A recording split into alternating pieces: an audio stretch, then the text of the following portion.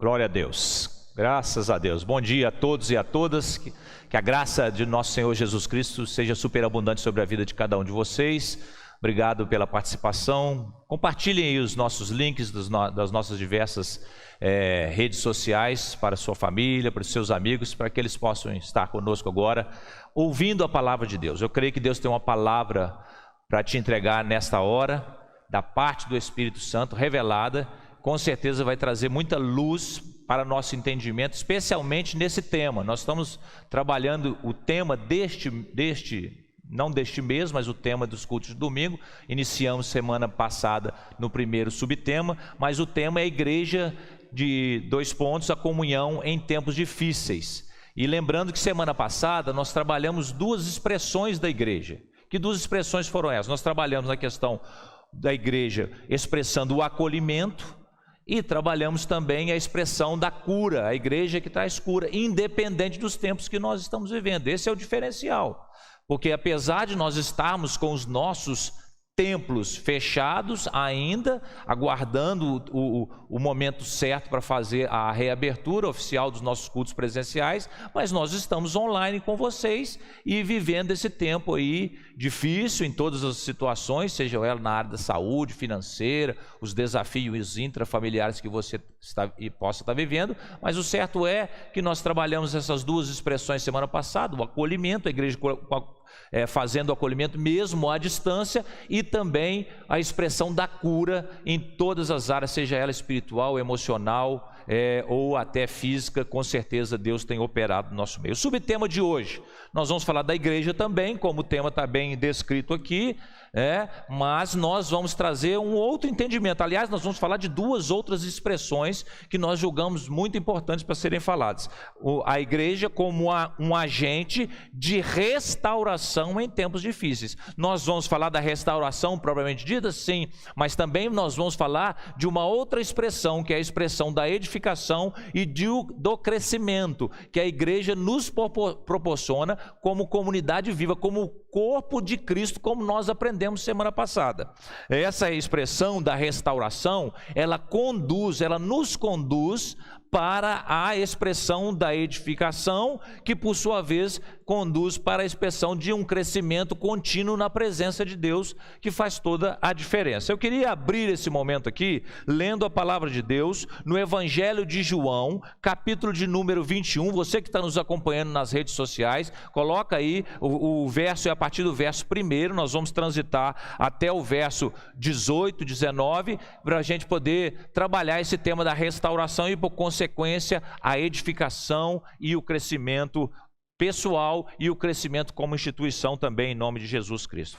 Diz a palavra de Deus em João, Evangelho de João, capítulo 21, o seguinte, lembrando que esse momento aqui já é o momento do Cristo ressurreto dentre os mortos. Ele já tinha operado a ressurreição, já tinha ido para a cruz, e agora ele começa nos 40 dias pós-ressurreição se apresentar aos seus discípulos, confirmando toda a mensagem do Evangelho que ele tinha pregado, confirmando tudo aquilo que o Velho Testamento apontava para ele, para dar a eles as instruções finais, porque ele havia de ser assunto ao céu, e porque se ele não fosse assunto ao céu, recebido em glória ali e se assentar à direita de Deus, o Espírito de Deus não viria sobre a igreja, sobre o povo que se chama pelo nome do Senhor. João 21 diz o seguinte: depois disso, tornou Jesus a manifestar-se aos discípulos junto ao mar de Tiberíades, e foi assim que ele se manifestou. Essa é a terceira manifestação de Jesus após a ressurreição. Estavam juntos Simão Pedro, Tomé, chamado Dídimo, Natanael, que era de Caná da Galileia, os filhos de Zebedeu e mais 2 dos seus discípulos. E disse-lhe Simão Pedro: eu vou pescar. E disseram-lhe os outros: também nós vamos contigo. Saíram e entraram no barco, e naquela noite nada apanharam. Mas ao clarear da madrugada estava Jesus na praia. Todavia os discípulos não reconheceram que era ele. Perguntou-lhe Jesus: filhos, tendes aí alguma coisa de comer? Responderam-lhe: não. Então lhes disse: lançai a rede à direita do barco e achareis. Assim fizeram, e já não podiam puxar a rede, tão grande era a quantidade de peixes. Aquele discípulo a quem Jesus amava abre aspas, João, que é importante, você vai entender algo lá na frente, disse a Pedro, é o Senhor. Simão Pedro, ouvindo que era o Senhor, cingiu-se com a sua veste, porque se havia despido, e lançou-se ao mar. Mas os outros discípulos vieram no barquinho, puxando a rede com os peixes, porque não estavam distante da terra, senão quase 200 côvados. Ao saltarem em terra, viram ali umas brasas, e em cima peixes, e havia também pão. E disse-lhes Jesus, trazei alguns dos peixes que acabaste de apanhar. Simão Pedro entrou no barco e arrastou a rede para a terra, cheia de 153 peixes, grandes peixes, e não obstante serem tantos, a rede não se rompeu. Disse-lhes Jesus, vinde, comei. Nenhum dos discípulos ousava perguntar-lhe, quem és tu? Porque sabiam que era o Senhor. E veio Jesus, tomou o pão e lhes deu, e de igual modo o peixe. E já era esta a terceira vez que Jesus se manifestava aos discípulos, depois de ressuscitado dentre os mortos. Olha que importante agora, aí você vai perceber, lá no final eu vou retornar a essa passagem. Verso de número 15, depois de terem comido, perguntou Jesus a Simão Pedro, Simão, filho de João, amas-me mais do que esses outros? Ele respondeu, sim, Senhor, tu sabes que eu te amo. E ele lhe disse, apacenta os meus cordeiros.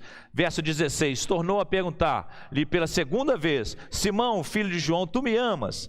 Ele lhe respondeu, sim, Senhor, tu sabes que te amo. E disse-lhe Jesus, pastoreia as minhas ovelhas. E pela terceira vez lhe perguntou Simão, filho de João, tu me amas? Pedro entristeceu-se por ele ter dito pela terceira vez, tu me amas? E respondeu-lhe, Senhor, tu sabes todas as coisas, tu sabes que eu te amo. Jesus lhe disse, apacenta as minhas ovelhas. Em verdade te digo, que quando era mais moço, tu te cingias a ti mesmo e andavas por onde quer que querias. Quando, porém, fores velho, estenderás a mão e outro te cingirá e te levará para onde não queres. E disse isso para significar que gênero de morte Pedro havia de glorificar a Deus. Depois de assim falar, acrescentou-lhe, segue-me. Louvado seja o nome do Senhor. Que esta palavra, não somente lida, venha ser entronizada no seu coração e fazer toda a mudança, toda a restauração para a qual ela foi proposta. Como eu disse, nós estamos aqui com a igreja como um agente de restauração em tempos difíceis e, logicamente, nós vamos desenvolver todo esse tema em cima disso, lembrando que Romanos 12, 1, 2, eu gosto muito desses dois versículos, que ele fala que nós devemos nos apresentar a Deus como sacrifício vivo, santo e agradável ao Senhor, que é o nosso culto racional.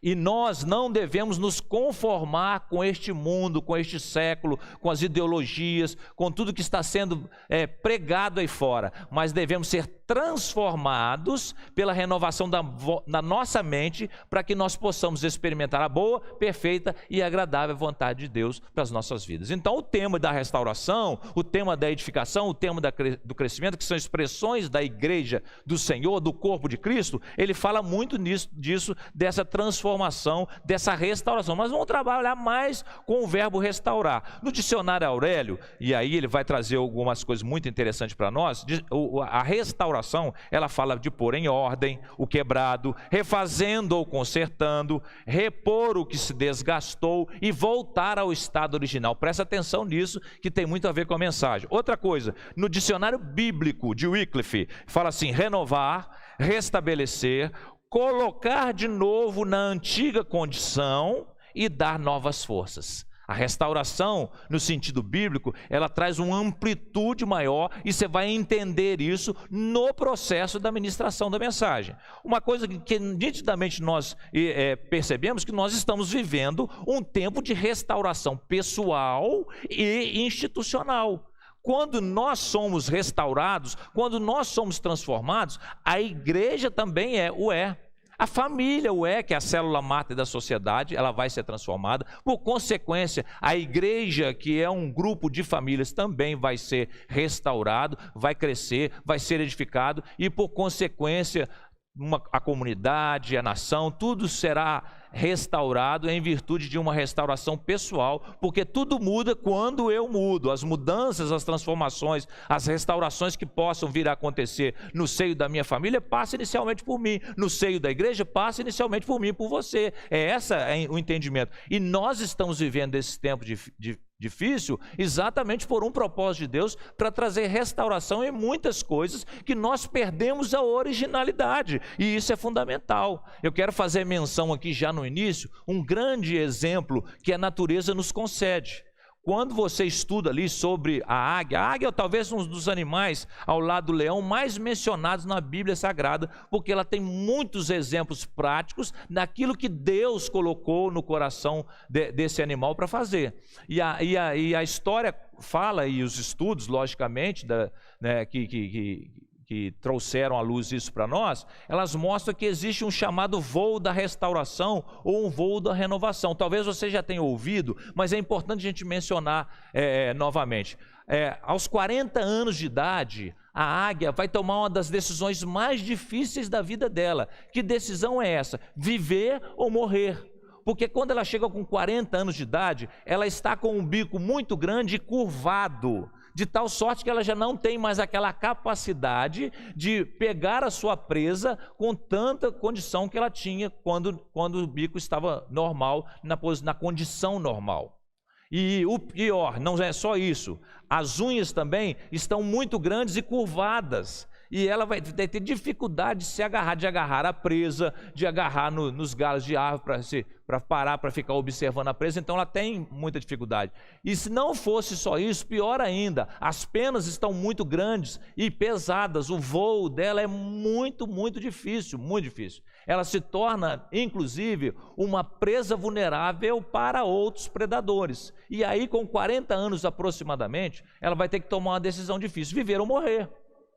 E aí ela com a instrução de Deus, porque os animais são instruídos por Deus para fazer isso, ela vai subir no alto da montanha, vai escolher um lugar abrigado, seguro, onde ela possa passar pelo processo de restauração sem necessidade de voar. E ela, conseguindo esse lugar, ela vai fazer o ninho dela ali e vai passar ali 150 dias. O primeiro passo dela é o quê? Bater o bico na parede até arrancar o bico. Dor, restauração tem dor, sim. Nós estamos vivendo momentos difíceis de dores na nossa caminhada.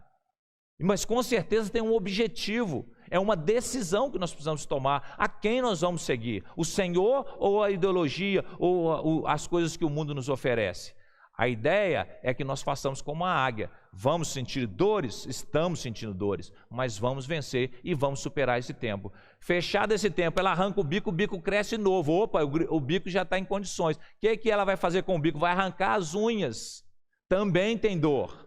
Arrancando as unhas, o processo de crescimento, unhas novas. Essas unhas novas, elas vão dar oportunidade para a águia para arrancar suas penas que estão pesadas e vão crescer novas penas. Esse processo dura nada mais do que 150 dias, ao ponto que quando ela já está com as penas novas, unhas novas, bico novo, ela faz o voo que nós chamamos o voo da renovação ou o voo da restauração. Presta atenção que a natureza realmente nos ensina muitas coisas. Valeu a pena para a águia, vale a pena viver o que você está vivendo nesse tempo e principalmente entendendo aquilo que o Espírito Santo de Deus está querendo trazer à existência nessa hora, em nome de Jesus Cristo.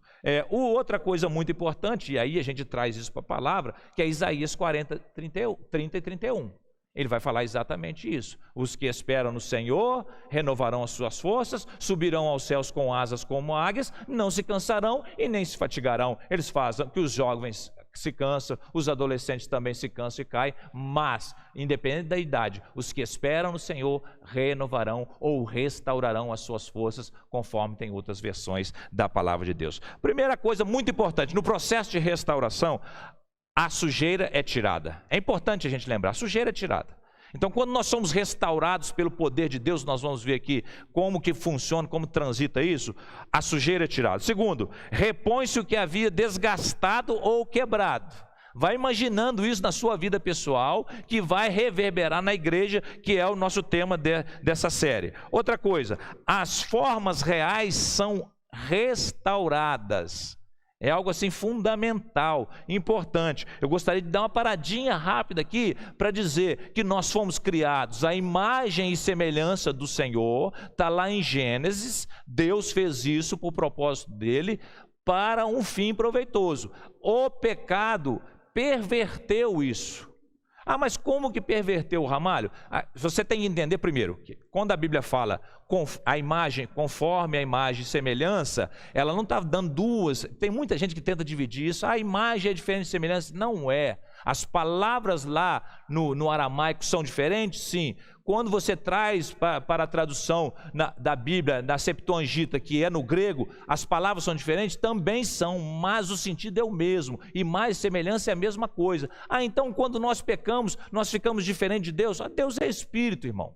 Essas coisas são indiscutíveis. O que importa é que o pecado que entrou através de Adão para toda a humanidade subverteu a nossa situação. Aquilo que era a plenitude, a comunhão plena, a alegria plena, a condição plena, vida eterna não iria mais acontecer. Então é por isso que nós perdemos a imagem e semelhança do Senhor. Diferentemente, mas quando você pega lá em Gênesis 9:36, você vai ver que quando nasce Sete, outro filho de Adão, a Bíblia fala que a imagem de Adão foi transmitida para o filho dele, ou seja, aquilo que Adão tinha recebido foi transmitido.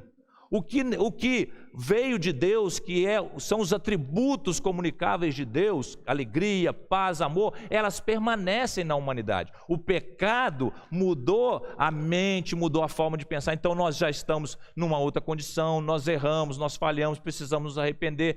Isso é que foi mudado. Não é a imagem e semelhança propriamente dito de mudar uma imagem. Nós não somos mais parecidos fisicamente com Deus. Não é desse sentido. Quando você entende que a questão está muito mais ligada com o espiritual, e aí que vai reverberar na alma e até no físico, sim, nós vamos ver um pouquinho à frente, você entende que você precisa passar pelo processo de restauração. Outra coisa que acontece no processo de restauração, o brilho e a beleza original voltam aquele objeto. Vamos pensar no objeto. Pensa num quadro, pensa numa casa aí que foi tombada pelo Instituto de Preservação, que é restaurada. Se você vê o processo de restauração, talvez um de vocês já viram, é interessantíssimo. Primeiro ele tem que ir lá no passado e saber como que era o original, aquele quadro, aquela casa, que tinta que foi usada, que cor que foi usada, para aí sim passar pelo processo de restauração. É isso que nós temos que entender, como que nós éramos antes do pecado e como esse processo de restauração, como nós éramos enquanto igreja, o que mudou nessa história e por que nós precisamos passar por esse processo de restauração. É necessário conhecer a obra original. E aí, quanto igreja, a gente precisa ir no livro de Atos 2:42. Olha o que fala, a igreja original, a igreja pintada pela mão do Senhor Jesus Cristo através da pessoa do Espírito Santo. Olha o que diz: e perseveravam na doutrina dos apóstolos, ou seja, no evangelho, e na comunhão, que é o que nós estamos mais padecendo nesse tempo, na comunhão, no partir o pão, participamos da ceia do Senhor semana passada, e nas orações. Tinham tudo em comum. Essa é a igreja original, essa é a igreja que nós buscamos ser restaurados a partir desse momento, e é a oportunidade que Deus está nos dando. Trazendo para isso na igreja que vivemos hoje, nós precisamos ter consciência também de uma coisa muito importante. Nós temos que trazer para a nossa realidade. Nós temos responsabilidade disso. Eu o disse e volto a repetir: não há como uma igreja, uma comunidade ser restaurada, e o tema principal é a igreja, que vai reverberar em outras comunidades, em outras situações. Não há como essa igreja ser restaurada se eu e você não também passarmos pelo processo de restauração. E essa é a vontade de Deus em Cristo Jesus para conosco. A restauração passa por isso. Nós temos uma responsabilidade pessoal, diferentemente da águia que tomou aquela decisão porque Deus impeliu ela a tomar, senão ela ia morrer por preservação da especial que Deus plantou no coração dela. Mas nós temos uma responsabilidade pessoal muito importante, e você vai ver como é que funciona essa coisa entre Deus e o homem, entre o homem e Deus, e assim por diante. Então vejamos, algo muito interessante, em objetos, seja um quadro, uma casa, qualquer objeto que você for restaurar, a restauração é chamada de restauração passiva. O que significa isso? O restaurador, que é aquele profissional, ele pega o objeto, estuda o original e aí ele faz o processo de restauração. O restaurado, que é o objeto, que é a casa, que é o quadro, ele não faz nada, ele só fica esperando de forma passiva a restauração. Ao contrário, a restauração da igreja que passa por nós, como foi bem dito, ela é completa diante de Deus. E aí, uma coisa muito interessante, a restauração do homem, ao contrário dos objetos, ela é ativa. Ela precisa de algumas decisões, algumas situações, algumas oportunidades que nós mesmos vamos assumir. Esse é o diferencial que o próprio Deus nos dá. Uma coisa muito interessante, essa restauração, se na restauração do objeto ela é passiva e ela é de fora para dentro, na restauração do homem e por sua vez da comunidade que nós pertencemos, ela vem de dentro para fora. Por isso ela começa no exato momento quando você entrega a sua vida para Jesus Cristo. A Bíblia fala que nós recebemos como penhor o Espírito Santo.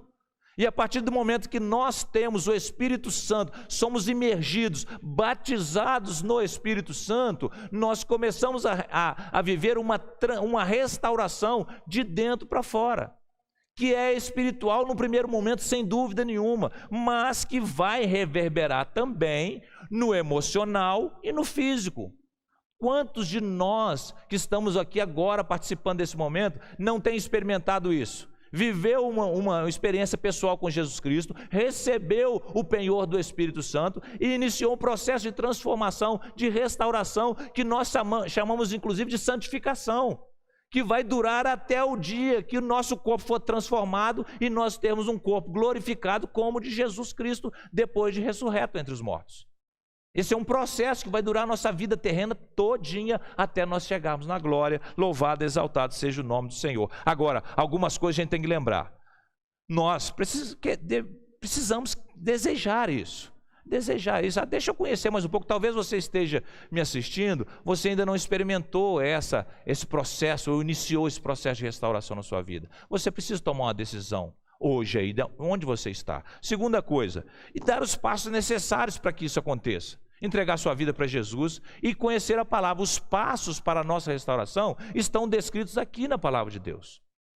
E você vai ver vários exemplos de pessoas que foram integralmente restauradas pelo Espírito Santo. Outra coisa muito importante, o cristão é restaurado pela graça de Deus. Pela graça de Deus. É tudo dele, por ele, para ele são todas as coisas.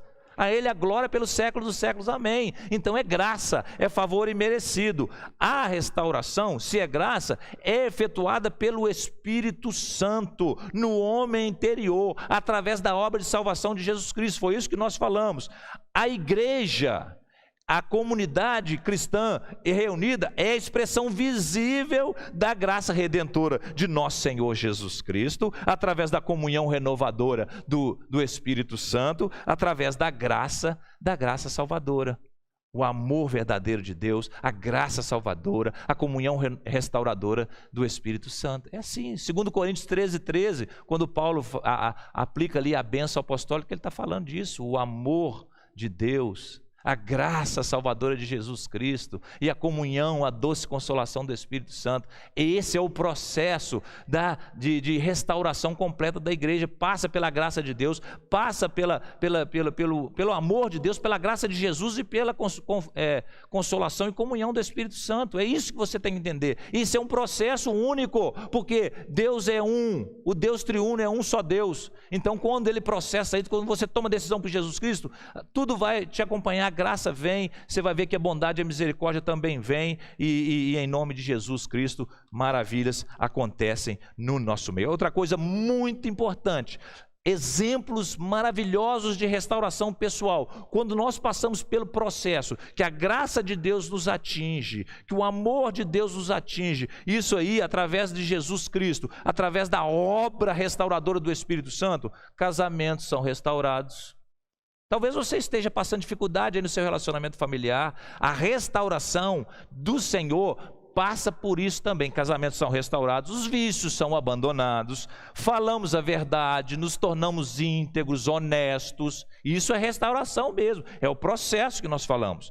Tratamos nossos cônjuges com amor, respeito e fidelidade, fazendo toda a diferença. E honramos e obedecemos os nossos pais e também educamos os nossos filhos no caminho do Senhor. A igreja é a expressão do crescimento e da edificação. Lembra que eu falei que a restauração leva para o crescimento e para a edificação? Olha o que Efésios 4,16, na nova versão transformadora da Bíblia Sagrada diz: Ele faz que todo o corpo se encaixe perfeitamente e cada parte, ao cumprir sua função específica, ajuda as demais a crescer, para que todo o corpo se desenvolva e seja saudável em amor. É esta igreja, é essa igreja original, aonde nós queremos sermos conduzidos pelo Espírito Santo. Lembrando que passa individualmente pelas nossas vidas, mas como comunidade nós queremos fazer os outros crescer, nós queremos crescer no amor saudável de Deus e fazer toda a diferença nessa sociedade na qual nós estamos inseridos, no nosso trabalho, na nossa família, na própria igreja do Senhor aqui reunida. Louvado seja Deus. Agora, e quais são as principais expressões aí de edificação, de crescimento, movidas pela restauração do Espírito Santo em nossas vidas? Lembrando que a igreja, como foi dito, é o corpo cujo cabeça é Cristo Jesus. Então, quando nós somos restaurados, nós vamos expressar isso de uma forma, nós vamos demonstrar maturidade, nós vamos demonstrar edificação, nós vamos demonstrar crescimento, através de quê? A prática das boas obras, ok? Crescermos juntos espiritualmente, ótimo. Amadurecermos para a vida, independente da sua idade física, cronológica. Nos importamos com o próximo. Ontem à noite, por exemplo, eu vi irmãos ali com frio, que estavam ontem, saindo para fazer doações de cobertores nos pontos onde estavam as pessoas ali, os moradores em situação de rua. Num frio daquele, quem faz isso? Só faz isso se tiver sido restaurado pelo Espírito Santo. Os vínculos de amizade são fortalecidos, por isso que nós estamos com muita saudade de vocês. Porque os vínculos de amizade, é isso que a igreja restaurada expressa. Expressa também que nós descobrimos nossas vocações e nossos talentos. Comece a orar aí agora, nesse tempo de igreja fechada, para Deus te mostrar qual que é a sua vocação. Quando você retornar ao culto presencial, se apresente, falou: não, eu quero simplesmente limpar as cadeiras depois do culto, na transição de um culto ao outro, só sei fazer isso. Amém. Venha e nos ajude nesse processo, venha e nos ajude, e Deus vai despertar isso também neste momento de restauração, em nome de Jesus Cristo. E uma coisa muito importante, nós vivemos com propósito, louvado seja o nome de Jesus. Agora, para a gente concluir, o maior exemplo que eu entendo, aliás, são vários exemplos de restauração individual que a Bíblia fala. A Bíblia é feita de duas coisas para nos ensinar, irmãos e irmãs. Primeiro, os preceitos da palavra, que vem de Gênesis e Apocalipse, vários preceitos que o Senhor mesmo vai ensinar, vai mostrar para Moisés, vai mostrar para Paulo, etc. Esses são os preceitos, são princípios imutáveis da palavra de Deus. Mas a Bíblia também nos ensina muito através de testemunhos, e nós temos vários testemunhos de restauração de uma forma gloriosíssima. E eu li um deles aqui que me chamou muita atenção. Quando eu estava orando, pedindo a Deus a revelação da palavra, Deus me levou na restauração de Pedro. Por isso é que eu li o capítulo de João 21 no início aqui, mostrando uma das mais belíssimas restaurações que o homem podia viver. Você tem que lembrar que lá em João 13:38, Pedro, quando Jesus falou assim: está na hora, chegou a hora, agora eu vou partir para cumprir a minha missão principal, que é ir para a cruz, etc. Aí o que Pedro vai falar com ele? Olha, eu vou junto com você, eu tenho capacidade, olha só, né? A empáfia, né? A soberba, né? Eu tenho condição, eu vou acompanhar o Senhor, e se preciso for, eu morro pelo Senhor. Aí Jesus pergunta para ele em João 13:38, darás a vida por mim? Em verdade te digo, ele repete isso para confirmar, em verdade te digo, que jamais cantará o galo antes que me negue 3 vezes. Ali Pedro ficou coei, como se diz, né? Aí no mundão. Agora, lá em Lucas 22, 61 e 62, você vai ver uma coisa tremenda. Jesus ali na cruz, E Pedro passando por aqueles estágios ali, na entrada do lugar onde ele estava, que Jesus estava sendo julgado, etc. Quando ele alcança ali aquela posição e está no visual com Jesus, e Jesus sendo julgado, e já ali, já tinha apanhado, já tinha sido esbofeteado, já tinha sangue, já tinha coroa de espinhos na cabeça dele. Quando Pedro, a última mulher pergunta para ele, você também é um deles? Ele nega, sai xingando, esbravejando, etc e tal. Aí ele bate olho no olho, está em Lucas 22, 61 e 62. Olho no olho com Jesus. E o olhar de Jesus é um olhar terno de misericórdia. É esse olhar que está te atingindo nessa hora. O olhar de misericórdia, o olhar da graça, o olhar do favor do Senhor. Mas aquele olhar foi tão abundante, tão profundo, que Pedro não se aguentou. E a Bíblia fala ali no capítulo Lucas 22, 62, que Pedro saiu dali e chorou amargamente. É esse Pedro que tinha falado que ia com Jesus. É esse Pedro que na Santa Ceia estava ali pedindo ali, queria sentar mais próximo de Jesus, disputando lugar na cadeira, junto com João, Tiago, quem vai ficar mais perto. É esse Pedro. Não, o senhor não vai lavar meu pé, não. Não, se você não deixar eu lavar, você não tem parte comigo. Então lava meu corpo todo, não só os pés. Não, você não precisa disso. É esse mesmo Pedro que ao ouvir o galo cantar, ele bate o olho de Jesus, Jesus olha para ele com um olhar de terna misericórdia, e ele chora amargamente e se afasta dali. E aí o resto da história você já sabe, né? Jesus vai para a cruz, tetelestai, está consumado, rende seu espírito a Deus, encerra todo o procedimento, faz da obra, rende seu espírito a Deus, verte seu sangue precioso por mim e por você, deixa seu corpo ser esbofeteado, machucado por causa de nós, uma operação de restauração completa na vida de todos aqueles que nele crê. Todos. Se você crê que Jesus fez isso por você, a partir de hoje a obra de restauração está começando a sua vida, e ela vai se completar até o dia que Jesus voltar individualmente para nós ou como igreja do Senhor, para a glória de Deus. Algo muito, muito interessante nessa história. Jesus vai ressurgir dentre os mortos, vai aparecer 1, 2 vezes aos seus discípulos, mas Pedro, ele chega um momento, ele desanima, porque esses 40 dias, Jesus não apareceu todo dia não. Ele pode ter ficado 1 semana, e alguns locais que mostram que ficou 1 semana sem aparecer. Você imagina o coração daqueles homens. Aí Pedro decide, vou voltar para pescar. Foi isso que nós lemos no início. Voltar para pescar, porque era o que eu sei fazer. Voltou para pescar, não pescou nada. Jesus aparece ressurreto na praia. Filho, vocês têm alguma coisa para comer? Não temos. Então joga a rede para a direita. Jogaram a rede, colheram o peixe, 153 peixes, e a rede não rompeu, um negócio maravilhoso. Aí João, lembra de João, que eu falei no início, que talvez você não saiba, mas o codinome de João é o discípulo do amor. O evangelho de João é o evangelho do amor. As cartas de João são as cartas de amor. Mas não era assim, porque lá atrás, quando você pega a palavra de Deus, você vai ver, quando Jesus estava vindo para Jerusalém para se entregar finalmente, quando ele passa numa aldeia de samaritanos, ele pede os meninos para ir na frente, para pedir pousada. Os samaritanos não deixam. E Jesus fala assim, vamos embora, não para não, que nós temos que cumprir a nossa missão. Aí Tiago e João, que esse João aqui, filho de Boanerges, filho de Trovão, do Trovão, que esse Boanerges é o sobrenome deles, fala disso, eles falam, Jesus, vamos pedir fogo do céu como nos dias do profeta Elias, vamos queimar esse povo aqui.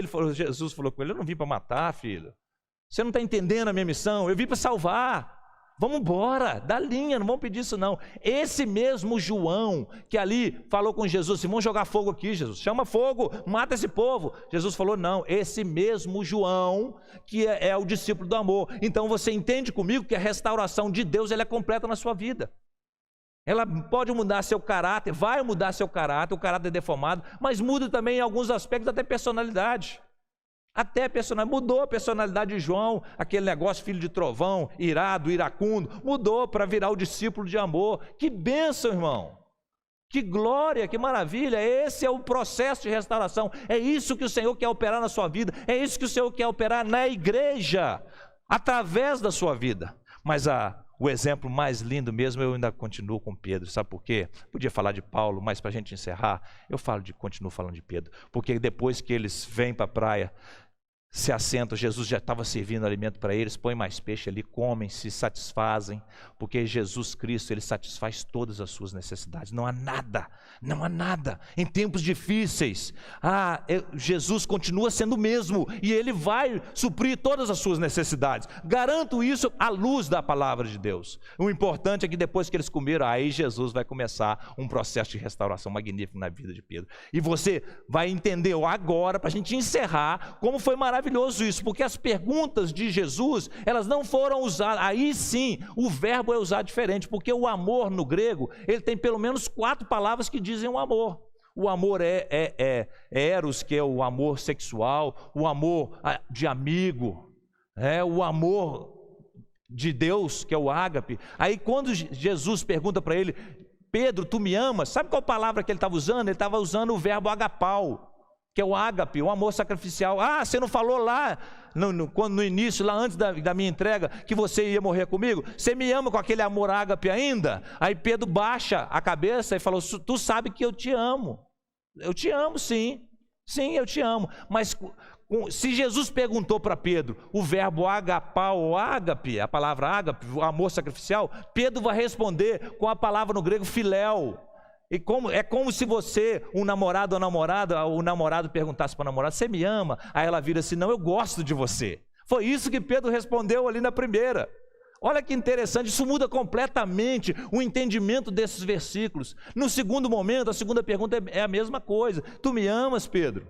A pergunta é usado o verbo agapau de novo. E a resposta de Pedro vai ser de novo filéu.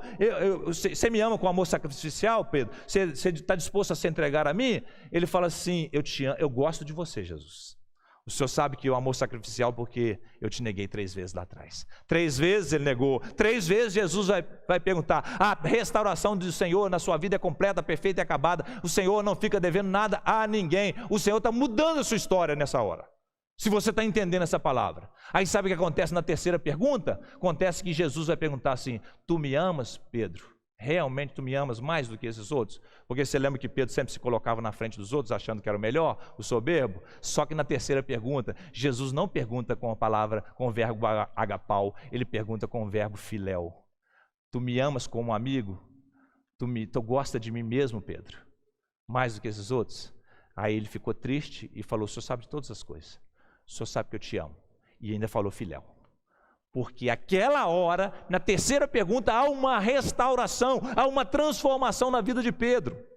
E aí Jesus vai fazer algo tremendo, porque a Bíblia fala, e nós lemos aqui no início, que aquilo tudo se deu para que demonstrasse como seria a morte de Pedro. Porque Jesus vai falar com ele: olha, antes, quando você era jovem, você fazia o que você queria, você ia para onde você queria, inclusive você estava indo pescar. Só que quando você chegar mais velho, eles vão cingir as suas mãos e vão te conduzir para onde você não quer ir, dizendo qual seria a morte. Irmãos, não entenda esse versículo dizendo que Pedro ia ficar velho, ia ficar senil, que ia ter que precisar ser conduzido pelas pessoas porque ele estava cego ou porque ele estava doente. Não! Jesus estava mostrando aquilo ali porque a morte de Pedro seria diferente, porque no processo de restauração de Pedro, sabe o que vai acontecer? Vai acontecer algo maravilhoso, porque Pedro, quando ele falou assim: antes você fazia o que você queria, mas vai chegar o tempo que eles vão te algemar e vão te conduzir preso, e você vai morrer por mim, sim, sacrificialmente. Você vai demonstrar o amor ágape.